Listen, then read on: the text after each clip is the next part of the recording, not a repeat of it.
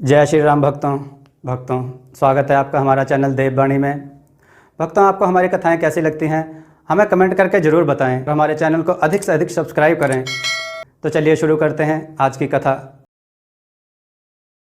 जय श्री राम भक्तों, कथा बहुत ही सुंदर है। आज की कथा है डाकू और लक्कड़हारे की अंगूठी तथा चील। आइए कथा श्रवण करें। बहुत पुराने समय की बात है। मगधपुर देश के सूरज नामक गांव में एक लकड़हारा रहता था। वह बहुत ही गरीब था। वह जंगल से लकड़ियां लाता और शहर में बेचकर अपने परिवार का पेट पालता था। वह गरीब तो था, पर चारपाई पर वह हमेशा लेटा रहता था और उसकी पत्नी उसे खरी खोटी सुनाती रहती थी। आलसी भी कम नहीं था। जब तक घर में खाने पीने का सामान रहता, वह मेहनत से कतराता रहता। जब घर में आटा समाप्त हो जाता और उसकी पत्नी उसे खरी खोटी सुनाने लगती, तभी वह कुल्हाड़ी उठाकर जंगल की तरफ चल पड़ता। मगधपुर का राजा अपनी प्रजा से बड़ा प्रेम करता था। उसकी प्रजा भी उसका बड़ा आदर करती थी। राजा प्राय अपनी प्रजा के सुख दुख की खोज खबर लेने के लिए अपने राज्य के भीतर एक शहर से दूसरे शहर आया जाया करता था। उसके साथ उसके मंत्री और सिपाही भी साथ चलते थे। एक बार वह एक शहर से दूसरे शहर जा रहा था, तो रास्ते में उसे एक घने जंगल से होकर गुजरना पड़ा। घने जंगल में राजा रास्ता भूल गया। मंत्री और सिपाही काफी पीछे छूट गए। राजा को काफी प्यास भी लग रही थी। वे अभी कुछ ही दूर चले थे कि उन्हें एक और खटखट की आवाज सुनाई पड़ी। लगा जैसे कोई लकड़ियां काट रहा हो। राजा ने उसी ओर अपना घोड़ा मोड़ दिया। देखा, सचमुच एक लकड़हारा लकड़ियां काट रहा था।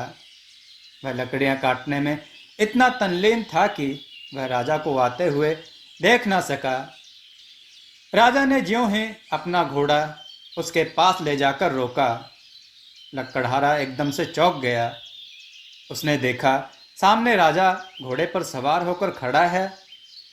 उसने कुल्हाड़ी एक और रख दी और राजा के सामने उनको नमस्कार करके हाथ जोड़कर खड़ा हो गया। राजा को जोर की प्यास लगी थी।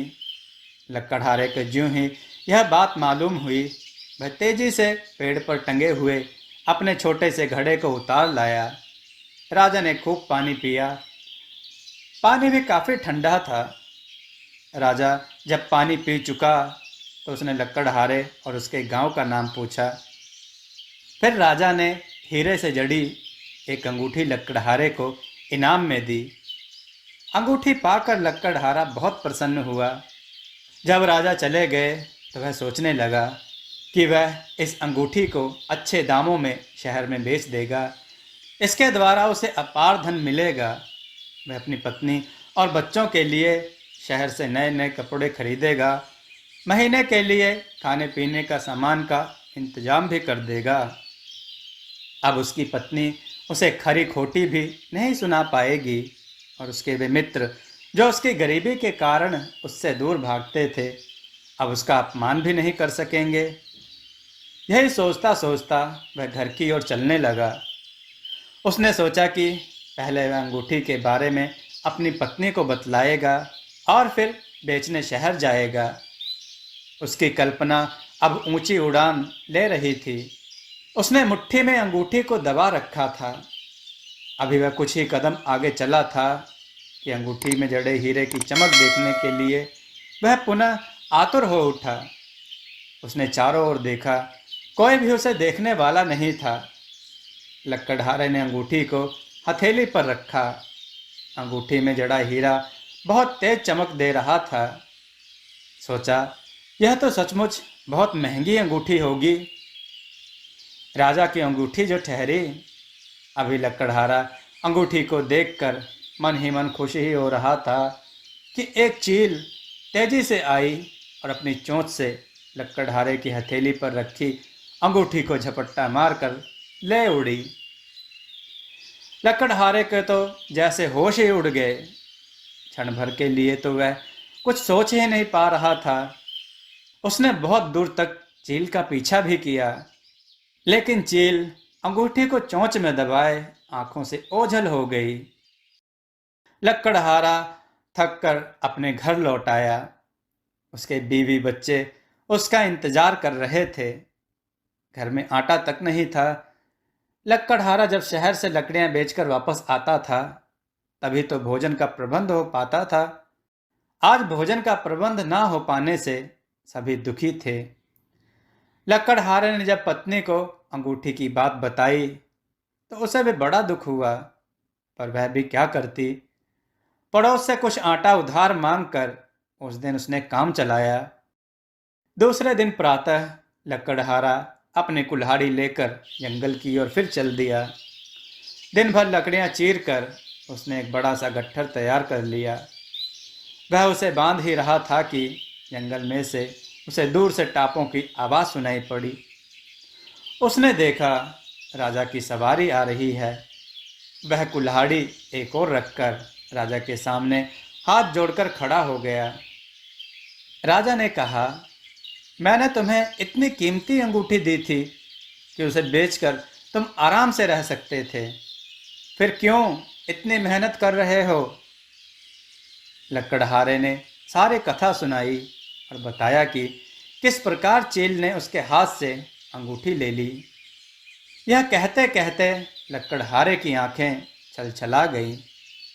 राजा ने उसे धीरज बंधाया और अपनी उंगली से एक नई अंगूठी निकालकर लकड़हारे को दे दी। साथ ही हिदायत दी कि यह महंगी अंगूठी है, इसे संभाल कर रखना, खो मत देना। राजा ने आगे कहा कि यदि तुम्हें इस अंगूठी को बेचना हो तो इसे सस्ती कीमत में मत बेचना।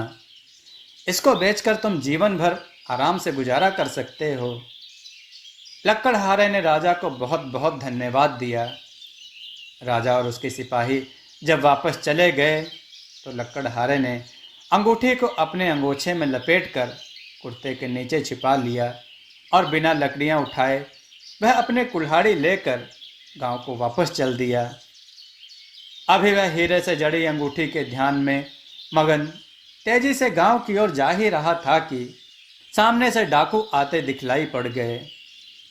डाकुओं को देखकर लकड़हारे की तो सिट्टी पिट्टी ही जैसे गुम हो गई। डाकुओं ने आते ही उसे घेर लिया।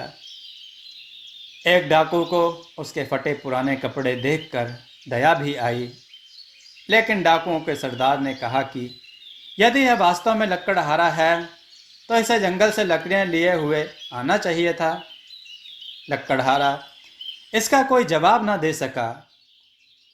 डाकुओं ने उसकी तलाशी ली तो एक बहुत कीमती अंगूठी उसके पास मिली। कुर्ते के नीचे छुपी अंगूठी को देखकर डाकुओं को बड़ा आश्चर्य हुआ। डाकू उसे कोई धनी व्यक्ति समझ रहे थे। शेष धन कहाँ है, यह कहकर डाकुओं ने उसकी पुनः तलाशी ली। फिर कुछ ना मिलने पर उसकी पिटाई करने लगे। लकड़हारे ने उन्हें बहुत समझाने की कोशिश की, लेकिन डाकुओं को लकड़हारे की बात पर विश्वास ही नहीं हो रहा था। काफ़ी पिटाई लगाने पर भी जब डाकू उससे अंगूठी के अलावा और कुछ भी न प्राप्त कर सके तो उन्होंने लकड़हारे को जाने दिया। गिरते पड़ते कराहता हुआ वह किसी प्रकार घर पहुंचा। भूख से व्याकुल बच्चे उसका इंतजार कर रहे थे। लकड़हारे का सारा शरीर दर्द और चोट से पीड़ा दे रहा था। इस हालत में लकड़हारे को देखकर उसकी पत्नी और बच्चे बहुत दुखी हुए। लकड़हारे ने पत्नी से सारी कथा कह सुनाई। दोनों ही अपने भाग्य को कोसने लगे। अंत में पत्नी ने फिर पड़ोस से आटा मांगकर भोजन तैयार किया और उसे समझाया कि जो धन तुमने मेहनत से नहीं कमाया है उसके जाने का दुख भी तुम्हें नहीं करना चाहिए।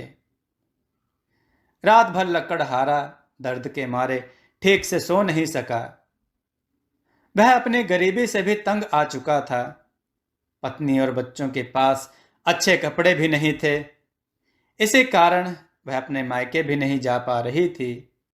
वह गांव वालों की दृष्टि में भी गिरता जा रहा था।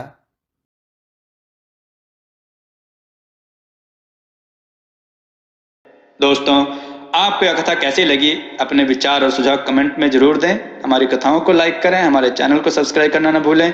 हमारी कथाओं को शेयर जरूर करें जिससे लोगों को अच्छा ज्ञान प्राप्त हो। जय श्री राम भक्तों।